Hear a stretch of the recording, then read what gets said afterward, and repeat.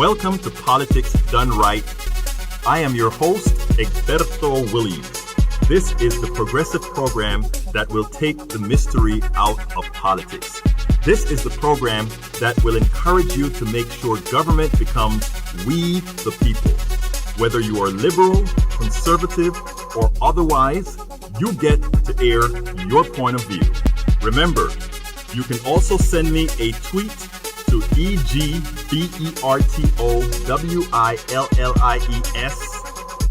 That is, at Egberto Willies. Let us engage. It is politics done right. 1, 2, 3, 4.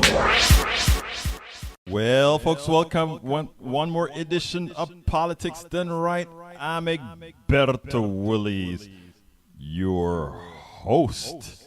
And that echo that you're hearing is about to disappear. Ha! I got it right this time. Anyhow, folks, welcome to one more edition of Politics Done Right. I'm Egberto Willies, your host. Thank you so kindly for being a part of the show. We are going to have a great show for you, as usual. I mean, today, though, it's sort of what we call the laissez-faire show. What that means is that we don't have a specific topic. Yes, we're going to talk to GDP. Yes, we're going to talk about that young lady that we interviewed a few back. So anyhow, folks, please do remember, if you are just joining us, remember to go ahead and share this program on your Facebook page, on your Facebook wall, on your Twitter, on your Tumblr, on your everything. You know why? If we are to make a difference, guess what we have to do? We have to be our own media. We have to be the ones who are out there putting the message out. We have to be the ones who are doing the heavy lifting. You know, do you remember those days when you had three networks? You had ABC, CBS, and NBC. And the masters of these networks told you, or they expressed to you, exactly what you are going to see. They told you what was important. They told you what was not important. They told you everything that you needed to know. That's just how it used to be. It used to be a point in time when you couldn't control what you heard. You just had to depend on some master to tell you, hey, this is the news that you need to hear. Nothing more, nothing less. Well, times have changed, and here comes the internet to democratize the entire field. Not only news media, but it actually went ahead and it democratized the entire system. Now, folks, we have the opportunity to do that.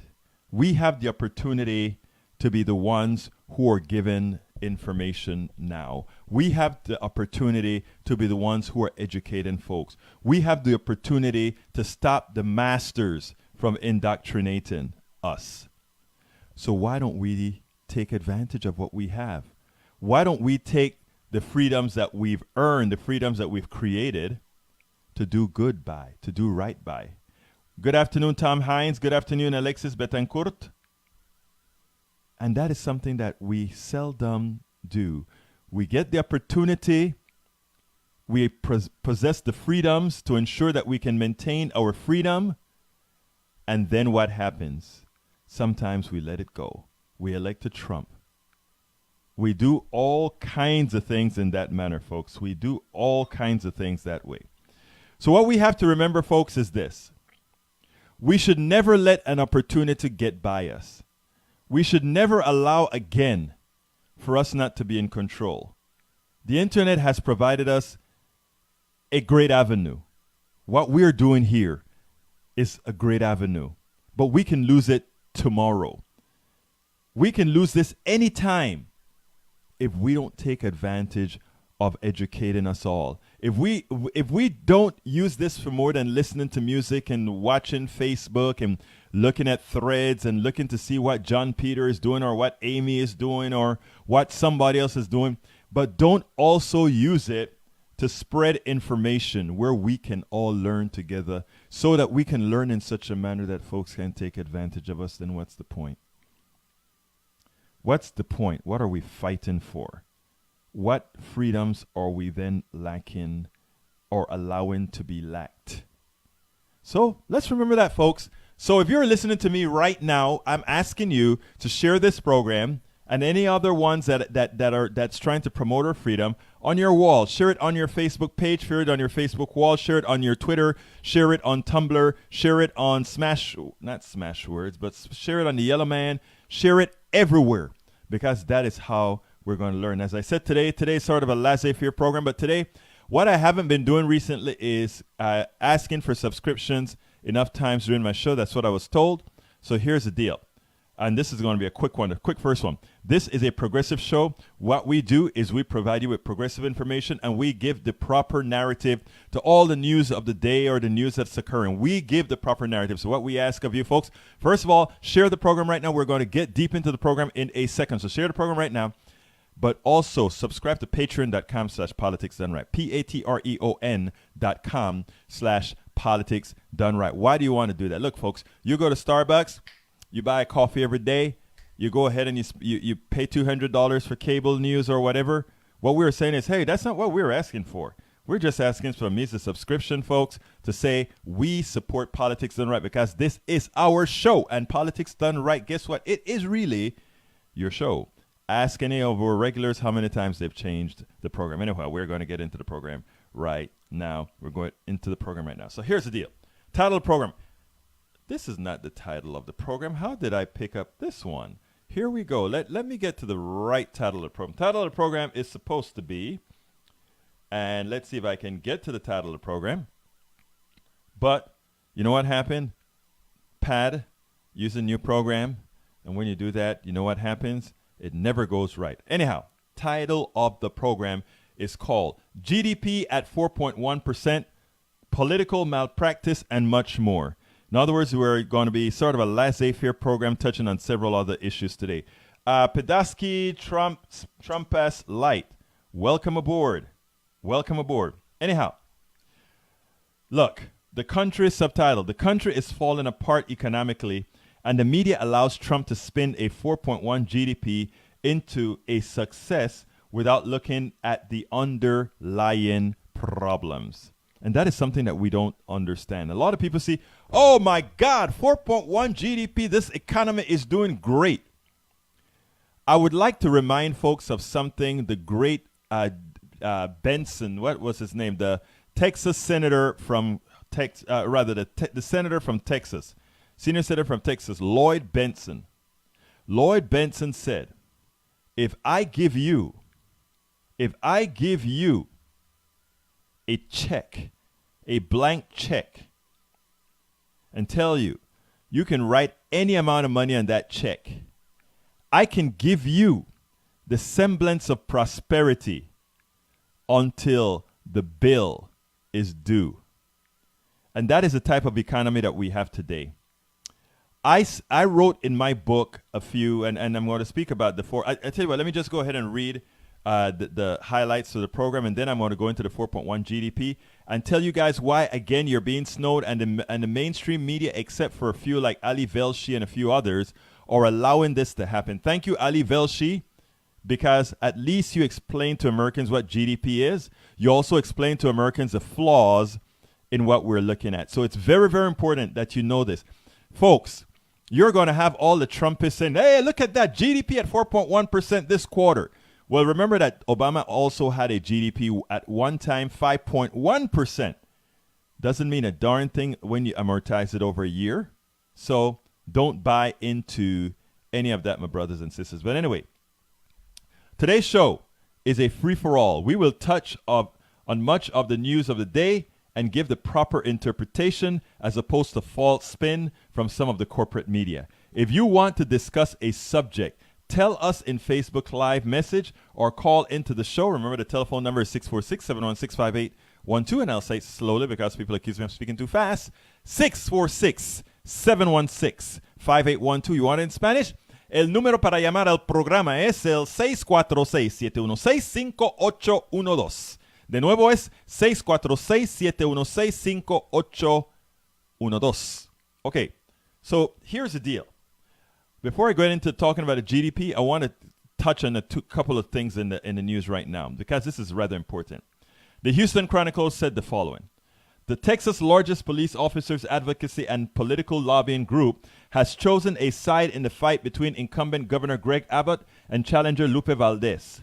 Despite Valdez's extensive history in law enforcement as a longtime Dallas County sheriff, the group is endorsing Abbott. The Combined Law Enforcement Association of Texas made the endorsement announcement Friday morning in a press conference with Abbott. The group represents 23,000 members across the state. Mira esto, man. Listen to this. Here we got Lupe Valdez. Lupe Valdez has been a sheriff. Lupe Valdez has run Dallas County, one of the largest counties in the state. And instead of, if they didn't want to endorse Lupe, let's say, because they know that they have a feeling that the governor is likely going to win, stay out of the race.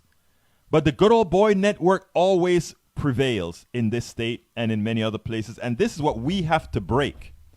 Lupe Valdez has the chops to be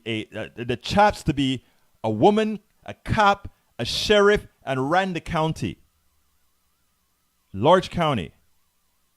What does Abbott bring to the table? Very little other than cliches and that sort of thing.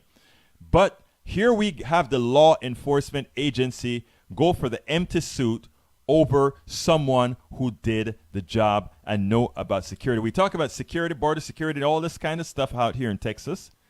And the person that most likely could solve it, especially given also that she has an affinity for the people that we're talking about, no, that's not good enough.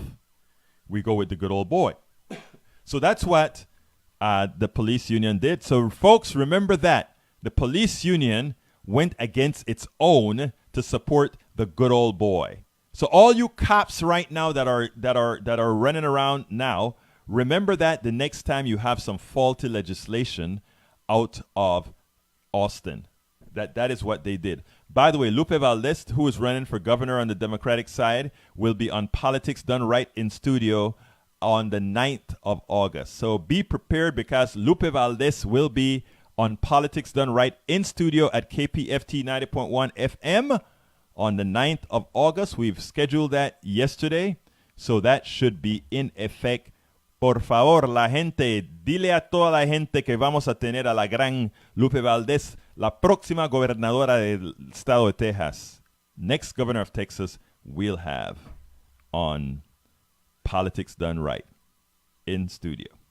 Okay, second story before I go into the program. NBC News. You know, we've been talking about the election and the election fraud and the election being taken over by the Russians and all of that. And Donald Trump is saying that, oh, I am the best thing for Russia. I've been the toughest in Russia. Nobody has been as tough in Russia as I have been. So says Donald Trump. Really? Come on, Senor Trump. Come on. I thought you said you were the toughest one in Russia. Well, here's the deal. After nearly 2 years of calling Russian election interference a hoax and its investigation a witch hunt, on Friday afternoon, President Donald Trump is scheduled to preside over the National Security Council meeting devoted to defending American democracy from foreign manipulation. 19 months into his presidency, there is no coherent Trump administration strategy to combat foreign election interference and no single person or agency in charge. Current and former officials tell NBC News. After terrorists struck 9/11, the U.S. government passed laws, boosted funding, and reorganized itself with the goal of making such an attack make sure such an attack could never occur again. But no such wholesale changes have taken place in the nearly 2 years since Russia sought to manipulate the 2016 election, cyber aggression that some lawmakers have called an act of war. An act of war. Un acto de guerra. But, hey, you know Trump talks a lot, but he says very little. He talks a lot, but says very little. Anyhow, our first story today is going to be the GDP. GDP at 4.1%. And folks, I want you to listen to this very well, because you have to be able to confront all your Trump, the family of yours that's for Trump, and all these other people that just love Trump. They're going to be singing high today. Oh, 4.1 GDP. The first thing they need to know is there's nothing special about a quarter of 4.1 GDP because as well, Obama has had many of those, 5.1. Many presidents have had quarters of that high GDP. All right, but it never stays that way throughout the entire year. Rarely. Now, but here's the deal. So what? It doesn't matter if we have 10.1 percent GDP increase. Doesn't matter. What matters is how the money and the wealth and the income in this country is being distributed. And I always tell people something, right? If I make $9,991 $9,991. And the other 9 people, there are 10 of us. Let's say there are 10 of us. The average is going to be about 10 of us. I make $9,990. $991. $9,991. And those 9 people each make $1. The average wage of all of us is $1,000. Sounds great. But that person that we are attributing $1,000 to, he's making $1. All of them are making $1. I am taking all the money. I'm making 9. But when we speak in statistics and averages, it sounds good. And that is what's happening to the American economy right now. Yes, the American economy is booming, but it's only booming for a few people. And what the news media has to come out and say is stop talking about 4.1% GDP. Ask about how much each person is making. And when you talk about all these jobs, there's a joke that was around the internet that said, yeah, I can really feel all those jobs being created because I've got me 3 of them. Okay? In other words, if you're creating all these jobs, but many individuals have to take several jobs because they pay so little, what's the point? What is the point? But I want to teach you a little bit of, or for those, I don't want to presumptuous. For those who don't know economics, I just want to talk a little bit about something. You'll hear a lot of folks talk about supply side economics, and then you're going to also hear folks talk about Keynesian economics. When we discuss Keynesian economics, what we do is we say things like this. In times of stress, when the economy is not doing very well, what governments can do, because they have the power to print money, they have the unlimited power to print money. When the economy slows and the private sector is unable to create jobs, is unable to invest, is unable to do things, Keynesian approach to economics says the government should overspend. The government should just spend to reinflate that economy. In other words, that is the time when the government should be line driving the economy with building roads and building bridges and building airports. Because what happens then is the following. It's not the private sector initially giving that influx of money, but here's how it works.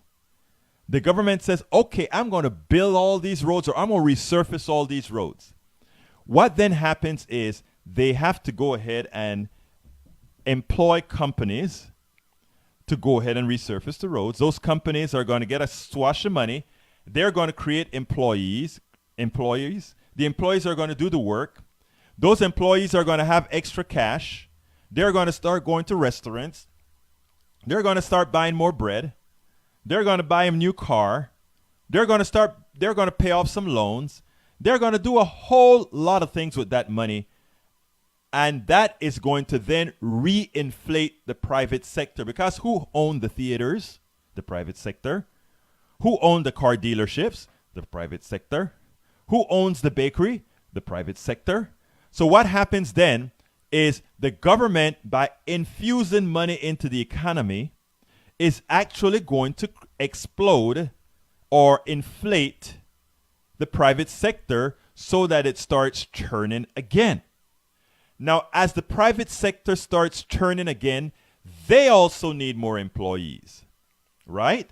Because a bread maker is going to need more employees. But given that the government has started all these projects, employees could start to become a little bit in short supply. So what does that private guy have to do because he's making more money and need more people? He has to increase the price he's willing to pay to employees so that they leave that job that they have, maybe the government job, and work for them. That is how we start to get the prices of wages to increase, because now if the baker is going to pay more than the asphalt layer, he may stop laying asphalt. Now, it doesn't matter because, again, the kind of jobs that we're doing in the government is the jobs that otherwise won't get done or could be held back a while or could be done slower or whatever. So we don't mind that. The idea is we want to inflate the economy on the private sector because that's the kind, we decide we want to have a mostly private sector economy based things like the bread maker, the banker, all those guys are private sector. Not banker, I don't like bankers. I want socialized banking, but that's another story. But all these other guys we want in the private sector, right? And they're doing their thing. And we reinflate it. That is what's called Keynesian economics. Supply side economics says something else. Supply side economics says we are not going to create employees. We are not going to create a lot of people working. What we are going to do is we are going to give a lot of tax breaks and money to a bunch of rich folks, the guys who own these companies or whatever. And these companies, because they get money, they may decide to invest into doing something. All right? That is their theory. Without effecting their theory, we can show that it fails because, again, what business is going to start baking more bread if there are not more people willing to buy the bread? So they won't invest in baking bread. They won't invest in buying ovens. They won't invest in those things. Which company is going to start building more cars and hiring more people to build more cars if there's not something there that's going to buy those cars? It's not going to happen. Supply side economics says give the tax breaks to the wealthy, to the owners of companies, and somehow they're going to create jobs. But create jobs for what? They only create jobs if they need it. And the way to do that is to have the government juice the economy with things that the private sector doesn't naturally do.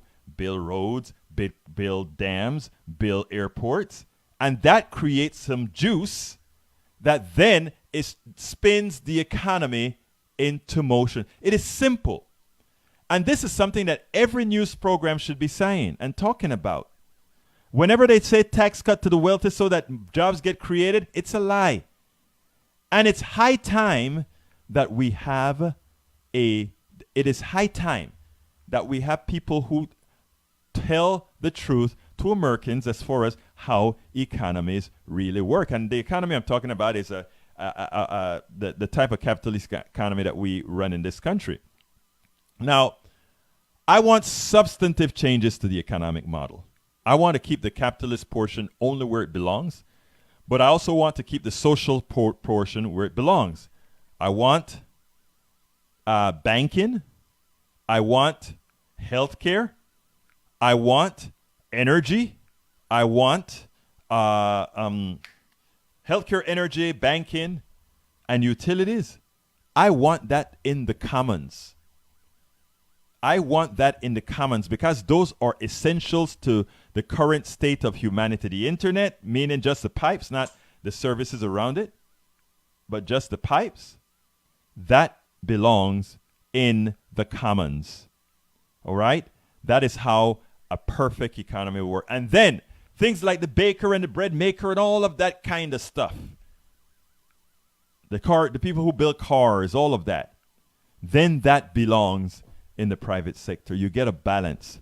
And what happens then is you have the perfect balance in which when the private sector fails, which it always ultimately fails because of there are some reasons why I can tell you it fails. It doesn't have to, but because of there are some other reasons why the private sector will always go in cycles. And that has to do with what we allow human nature to evolve to. But it didn't have to evolve to that way, but that is what we've done. But anyhow, as it turns out, I think I might need to increase the volume a bit. But anyhow, folks, it is important for folks to understand exactly how the economy works. And if we understand how the economy works, we will immediately realize that what Donald Trump is talking about, or what he's touting as the, let's say, this 4.1% is really bunk. Let me tell you somebody who did something like that. They gave big tax breaks, but they didn't cut anything, and the economy took off. And everybody like, oh, the Reaganomics work. No.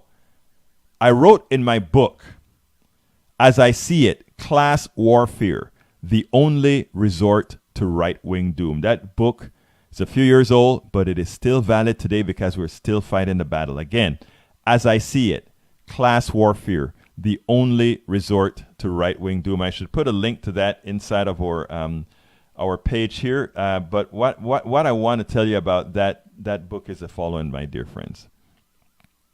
We explain in that book, and this is a very thing. First, we explain how the full economy works, including how patents are part of the economy and how it is used to stifle innovation, like it stifled when I tried to build a particular software product. The patent system really got to me, but that's another story. What we really want to show. Let's see. Right. Okay. Actually, I want to refer to what Karina Guther said, because she made a very important point. The 4.1 GDP has some very one-time numbers in there also. As you know, when Donald Trump passed the tariffs, soybeans were going to get hit pretty hard. So what a lot of Chinese companies did is they went ahead and bought a whole bunch of soybeans before these took effect. In other words, before the tariffs took effect, they bought a whole lot of soybeans. And the reason they bought those soybeans is because they wanted to catch it before the tariffs. And what that really shows is that GDP number is quite a bit less had the soybeans not been sold before the tariff took effect. So thank you for bringing that up, Katrina. You're absolutely right about that, and we needed to make sure and let the folks know that. But, you know, Reagan did something similar, right? Reagan did what Herschel Walker Bush said. You remember Bush used to call what Reagan did voodoo economics. Supply side economics in Bush term was called voodoo economics, and it's amazing that he became the guy's vice president, because every time Ronald Reagan said, "I am going to cut the budget," meaning balance the budget, "I'm going to increase military spending, I won't cut the social safety net, and I will, like crazy, build." Everybody said, "So where's the money coming from? That's voodoo economics."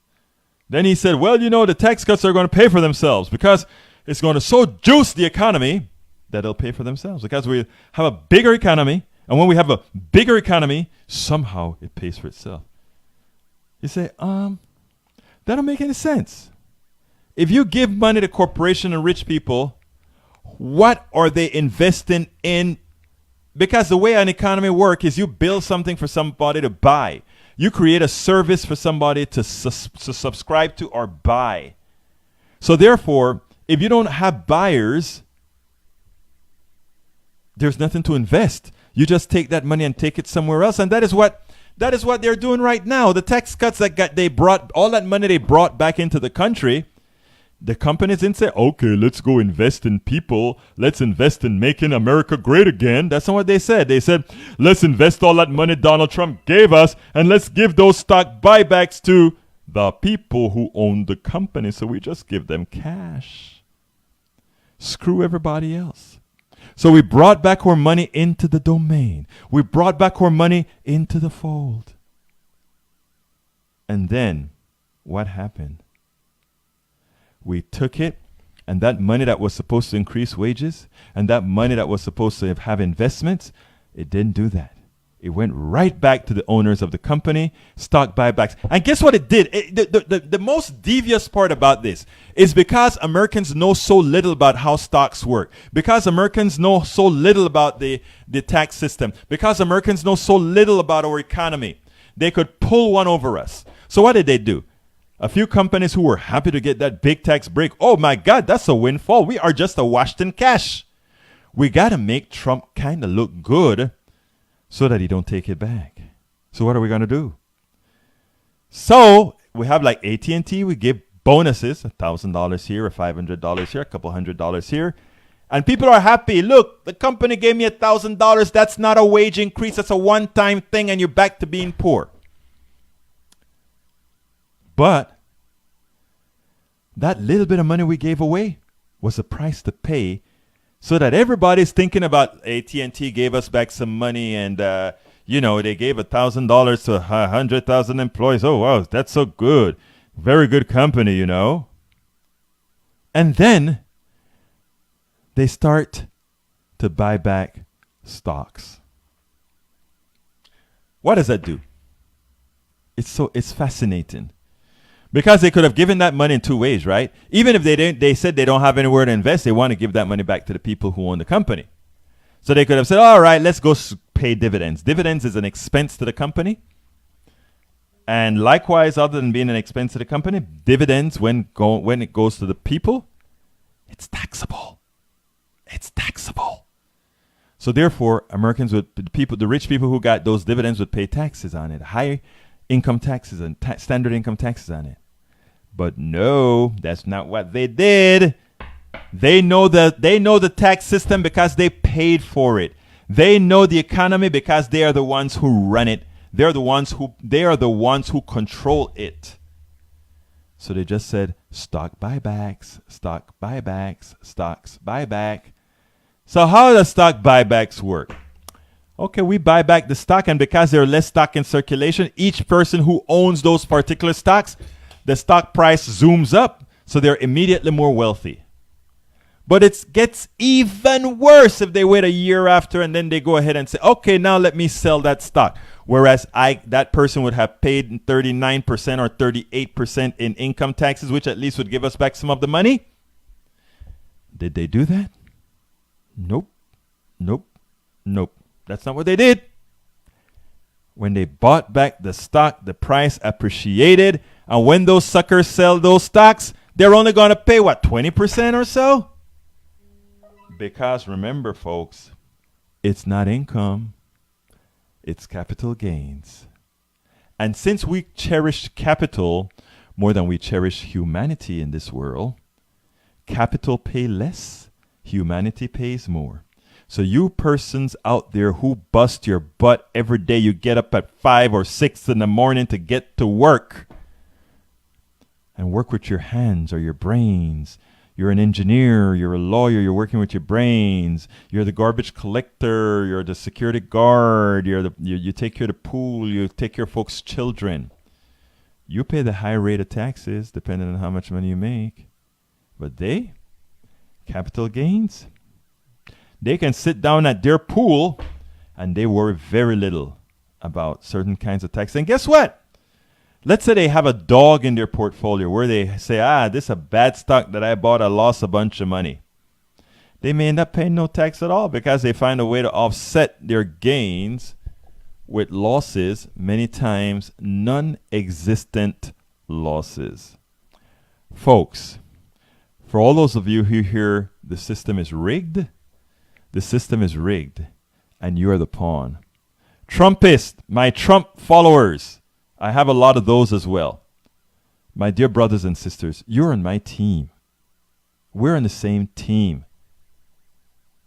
The establishment Republicans, the right-wing Republicans, the leadership of all parties, they are on the same team. They play the left and the right against each other, but they are the left rail and the right rail, right, of a track. What's special about having a left rail and a right rail? Not much, because ultimately the track is going in the same direction. Ultimately, the track is going in the same direction.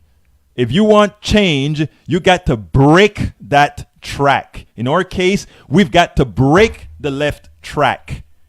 We have to make sure that left track is going in its own direction. We have to make sure that when that train is going and that left track moves and the train derails, that we're ready, because that's what we need. They're not telling you that, right? They're not, a lot of my democratic brotherhood, sisterhood, when I say the establishments are the same, for some reason they take it personally and think I'm saying that the Democrats and Republicans are the same. I'm not saying that. I'm saying the establishment. The establishment, folks, is a left rail and a right rail. And the track is going in the same direction. The only way we get real change. That is why you notice Alexandria Ocasio-Cortez, she won.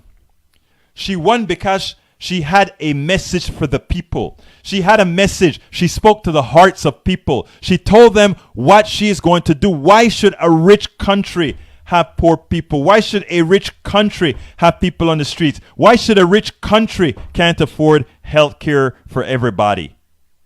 We have to mitigate that by ensuring that the robber barons can no longer rob. And it's not only that the robber barons can no longer rob, but it's also imperative that we, through the tax system and other system, recover what was stolen legally. You see? That scares even the establishment. Democrats said, oh no, America will never tolerate socialism. Who wants socialism as defined in the dictionary? Don't you even know that the dictionary is a corporate entity that makes sure words that are dangerous stay dangerous to keep people fearful? Democratic socialism, People, wake up. People, wake up. We need a derailment. People, wake up. This is what I'm trying to tell you, man. We're being played. We are being played. And what we have to do is get the courage not to believe we have to toe the line. Personally, I am a Democrat. Is somebody going to pull me away from the party? Not unless somebody creates another viable party that can win. But there's one thing I can sure as hell do, and that is ensure that all the folks that are going to win in this Democratic Party are the people that are thinking the same way. We are going to, I don't care what the hell you want to call it. You want to call it democratic socialism? Like Alexandria Ocasio-Cortez? Look, I'm a member of the Democratic Party. I'm also a member of DSA. I'm also a member of Our Revolution. I am a member of every left-wing organization that is going to derail the train to support the poor and the middle class. I am not going to fight any one of these groups. I'm going to be a part of every one of these groups. If I'm walking down the road with my Our Revolution brothers and sisters, I am Our Revolution. If I'm walking down the street with my Democratic brothers and sisters who are real progressives, we're brothers and sisters. If I'm walking down the line with my DSA brothers and sisters, my Democratic Socialist brothers and sisters, that's what I am. If I'm walking down with my Pantsuit Republic, with my Swing Left, with my all these groups, folks, you know what? I am in kinship. And it doesn't matter that they all have their little quirks and differences here and there. I am 100% in support of these groups, and you should be too. You shouldn't allow the plutocracy to scare you from BLM, Black Lives Matter. You bet your life on Black Lives Matter. You bet your life. All of these organizations, no matter the quirks or whatever in each one, they're all trying to make life better for everybody, unlike our plutocracy. Our plutocracy looks out for one thing to ensure, and you know, the cliche is a 1%, all of that. It's more than a 1%. It's a 10%. It's a guardians of the gates for the 1%, because what we have is a 9% that is scared to death that the bottom 90% is going to get their own. Don't you ever forget that. Don't you ever, ever, ever, ever forget that. And come on, book, what are you talking to me for? You don't you hear me talking, my dear book? Okay, I think I got you covered. So, bottom line, folks, is the GDP 4.1%. It's true. The absolute numbers are true. Understand the explanation as far as the GDP is concerned. Ali Velshi did a very good job in explaining what the GDP is all about. But we also have to understand more than what the GDP is about. We have to understand what we need to go out there and do. All right, before I got to do one more pitch before I do this show, so bear with me one quick second. Who is talking to me here? Right? There's some little noises here and there that I'm hearing. Is there a ghost in this studio? I don't think so. Ghost, are you here? No, you're not. Green screen, did you see a ghost? No, I didn't. Well, we didn't. All right. Okay, folks, listen, this is a progressive show.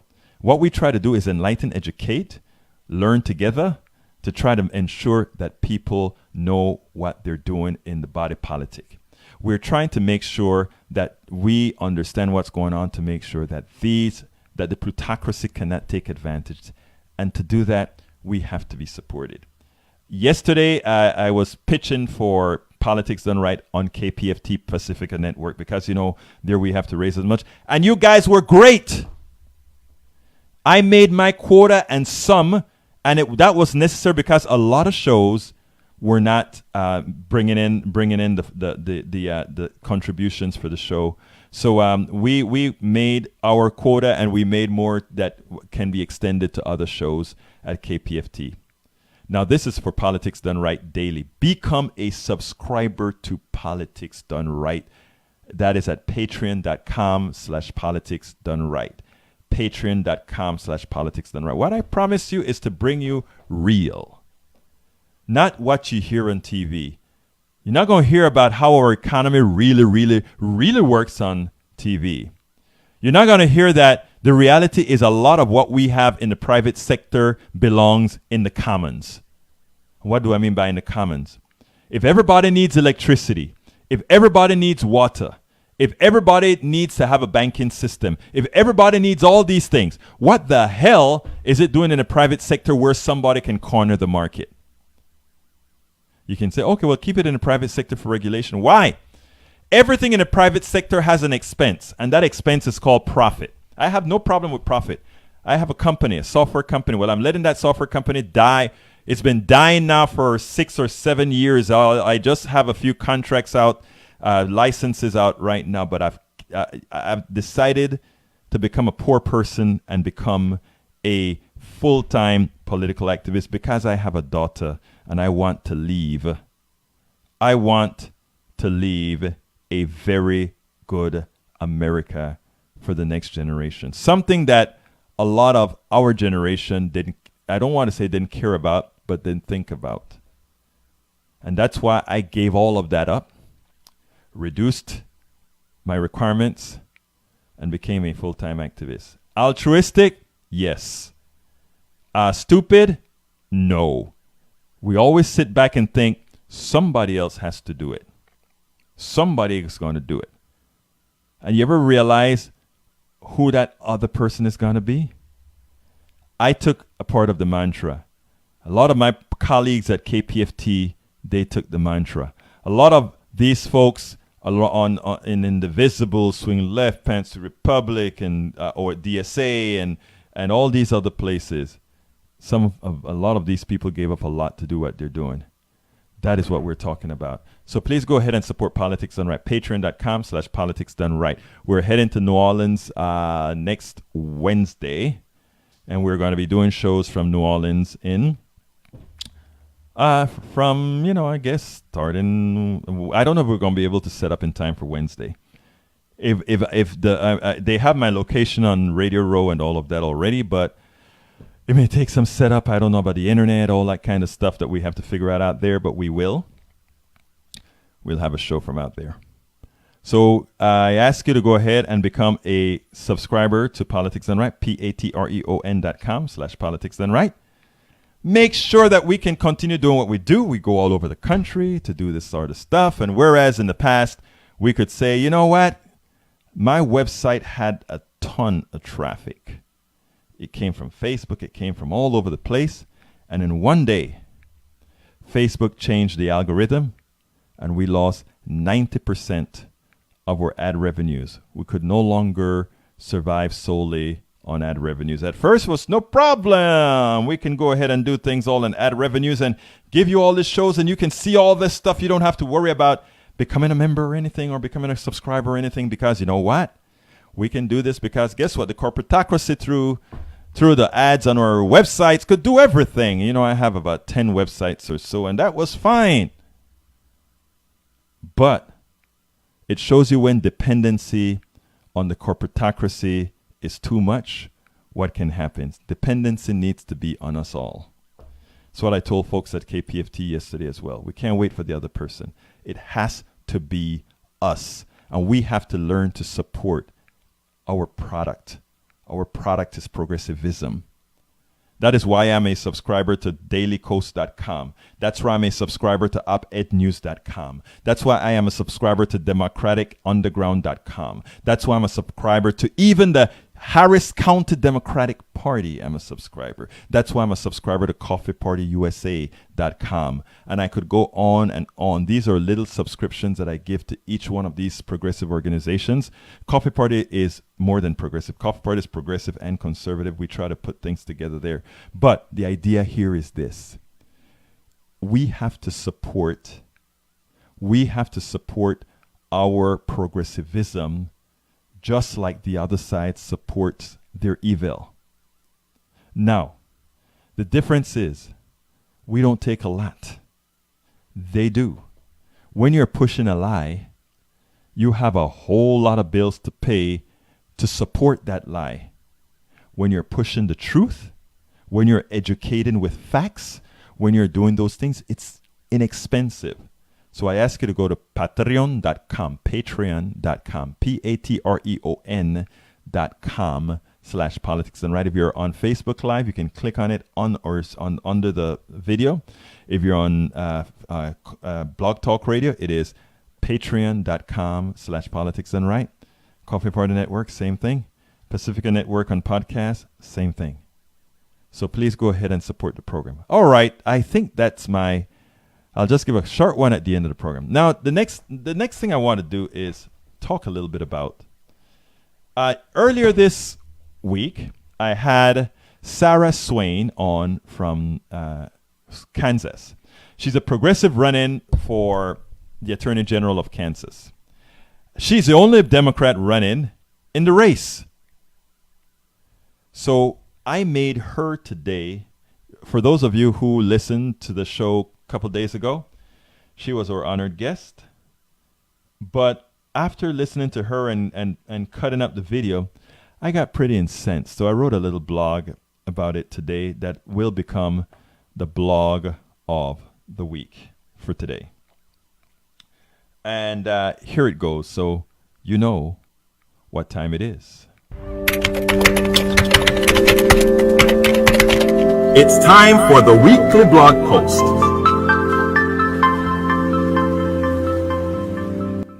Title of the blog is Kansas Democratic AG Candidate Being Dissed by Cowardly Democratic Party Establishment. And I'm going to try to read as quick as I can, but you know me.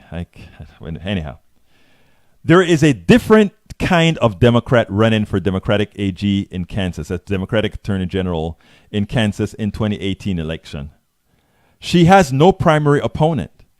And the Democratic Party establishment wants her out of the race because of a poster?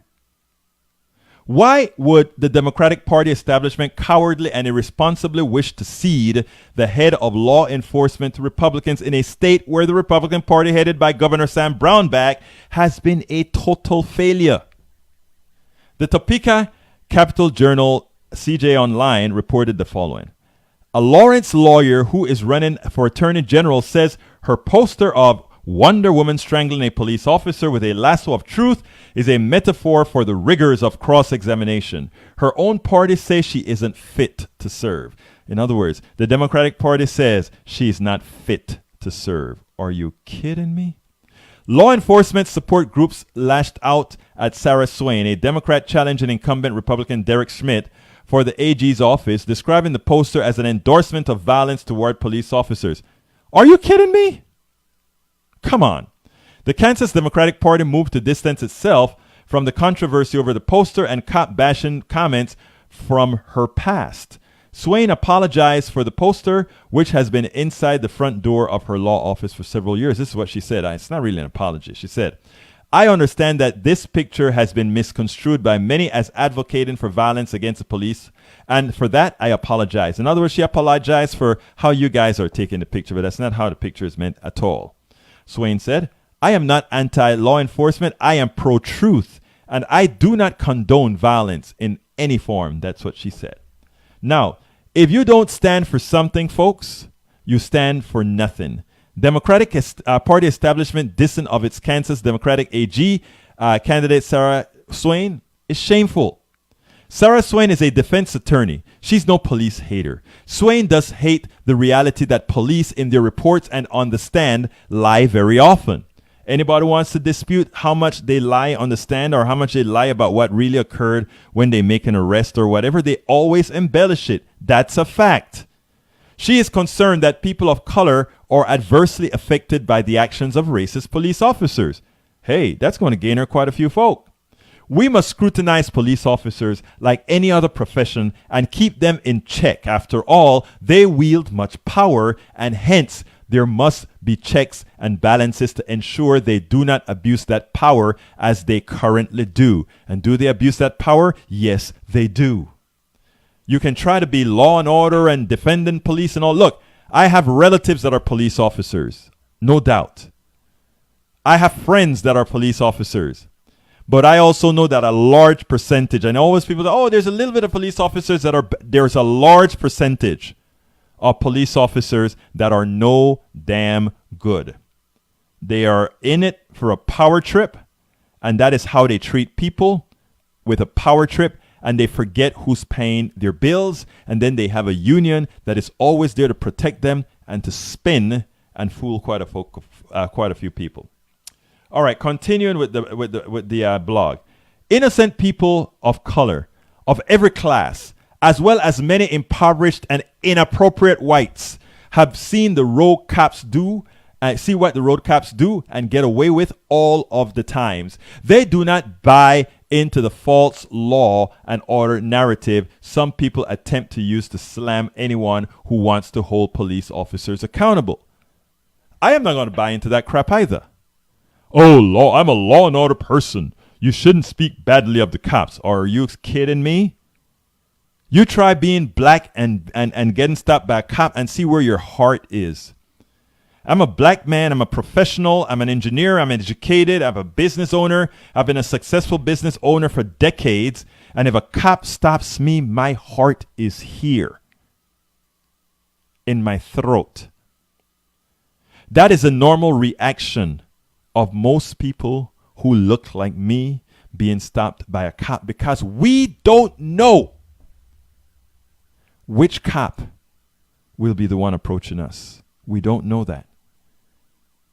So you either have some empathy like Sarah Swain has, who can understand that. And what I told Sarah is, look, you can gain a whole lot of votes just because folks sees you as empathetic, in as much as you will never feel it personally. You can feel it empathetically, what many go through once they see the blue and once they know of the existence of the blue line of silence. You know it. You defend folks against it. That's who I want as the AG in Kansas. That's who should be the AG in Kansas. Instead of the Democratic Party establishment jumping on the social criminal justice mantra this woman stands for, they condemned her for her justifiable contempt for some police officers she has worked with many times. This woman will bring on voters that have felt left out for some time, and the establishment, with their inability to evolve, continues to obstruct progress. Now think about this. Suppose the Democratic Party came out in her defense. They would be defending a woman, saying, look, this woman believes in police officers, but this woman also has the experience in working with these police officers to know the preponderance of lies that are told in reports and on the stands. So she knows. Do you want to continue to have most Americans stick their heads in the sand, or do you want to open up to the light? That's what I'm talking about, people. So Sarah Swain, I wish her much luck in the Attorney General's race in Kansas. That's a statewide office. If she wins that race, it's going to be national news, because she also supports, she also promotes decriminalizing marijuana, which I think it's essential, especially since liquor is legal, and liquor does a whole lot more harm than marijuana. You know? So people, we have a lot to talk about. We have a lot going forward. That is, the show is almost over. We have a lot to talk about, and it's something that we need to talk about going forward. Sarah Swain. If you guys are in Kansas, it's a statewide office. Sarah Swain. Read up on her. Disregard the negative stuff that's unprovable. Read the other stuff in the proper context of who she is, and it will be all fine. You will make the right choice. Folks, I have time for one call. 646-716-5812. Again, that is 646-716-5812. If you want to call, let me go to see what my great friends here on let's see, the page is saying, because I kind of neglected that yesterday. I won't neglect it today. All right, let's see. We're almost done with the show, but I'm going to go through real quick like. Oops, that is going to be coming on, so I got to shut that mic down. All right, let's see what we're saying here. Okay, Tom Hines, let's see. Alexis Betancourt, I think I gave you a hi. I think I gave you, okay. Katrina Grutter says democratic socialism works. Yes, just check out Denmark. I've heard very educated people call Bernie a communist. They don't know the difference between a socialist and a communist. You know, Tom, that is an interesting thing, because they don't know the difference, because when they look it up in the dictionary is also wrong. The dictionary have that democratic, well, they have socialism only, is where the government controls all the means of production. I know nobody, not even in DSA that I know, wants the government to control all means of production. They just want the commons where the commons need to be, and the private sector where the private sector need to be. So Tom, you're right, but it is our job, your job, my job, to be on the education trail, to let people know what things really are. I like how Alexandria Ocasio-Cortez, she doesn't fall into a trap when they try to corner her. She is very apt at explaining exactly what her goals are. And you know what? That is why she won. Let's see, is it possible to be pro-Black Lives Matter and pro-law enforcement? Every pro-Black Lives Matter person I know is pro-law enforcement. And that's what people need to understand. You know, the right wing has to try to make it that Black Lives Matter is a terrorist group, is a group that doesn't want law enforcement. Look, the first thing happens when we are in trouble, we want a cop close by. We want the law close by. Anybody who tries to say BLM is anti-cop is wrong. Yes, you have elements in BLM who will always say F the cop or all that kind of stuff. All of that is rhetorical. The truth of the matter is, when they need the cop, they want the cop. So yes, my dear friend Tom Hines. Okay, pro-choice and abortion, pro-military and anti-war. Pro-choice, yes. Anti-abortion, yes. Pro-military, yes. Anti-war, yes. You can be all of that. You can be all of that at the same time. Because pro-military mean you're not foolish enough to think you don't need a military. So you're pro all those folks in the military, and you support the military, but a sensible military. You can be pro-choice because you believe a woman's body belongs to her. She has the ultimate right to her body. And you can be anti-abortion, saying you could genuinely, from a religious point of view, think that a fetus is a human being. You can really genuinely believe that. That doesn't mean it's so.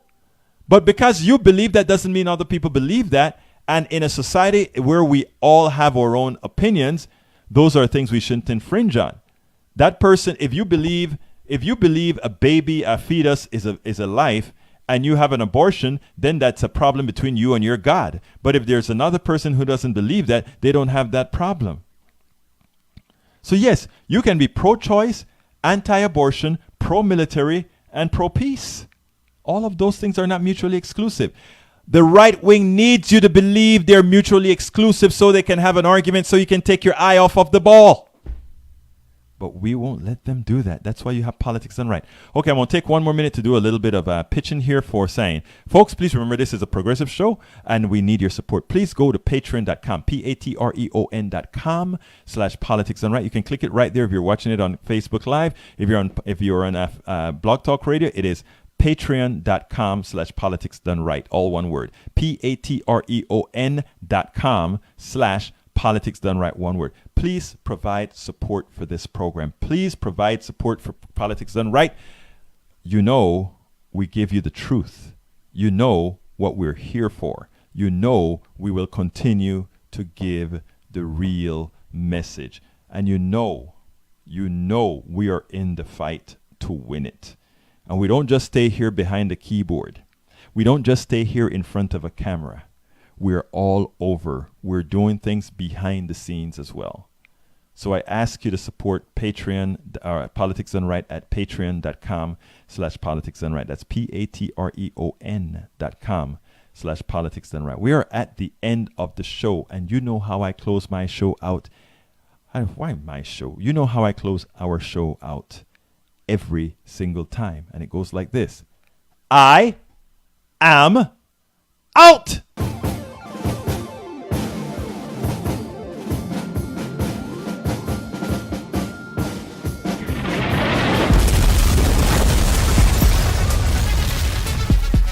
Welcome to Politics Done Right. I am your host, Egberto Williams. This is the progressive program that will take the mystery out of politics. This is the program that will encourage you to make sure government becomes we the people. Whether you are liberal, conservative, or otherwise, you get to air your point of view. Remember, you can also send me a tweet to EGBERTOWILLIES. That is at Egberto Williams. Let us engage. It is Politics Done Right. 1, 2, 3, 4.